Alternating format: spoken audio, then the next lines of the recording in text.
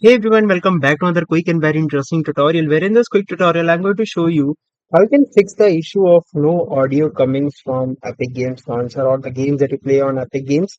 Now, in most of the cases, this is the issue of Windows Mixer.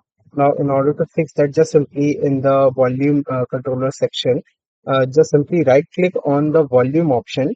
Here, click on this option that says Open Volume Mixer.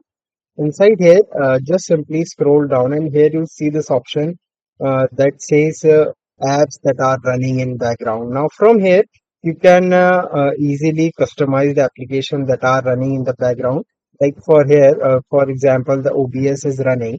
Now here you can see even the Windows volume can be anything, but I can customize the volume that is dedicated for OBS. And similarly, if you play any other game on the Epic Games Launcher, you just simply first of all launch the game, then come to then come to this volume mixture, and from here you can easily adjust the amount of volume you want from the game. And in case if there's no volume, the probably the audio have been muted for that specific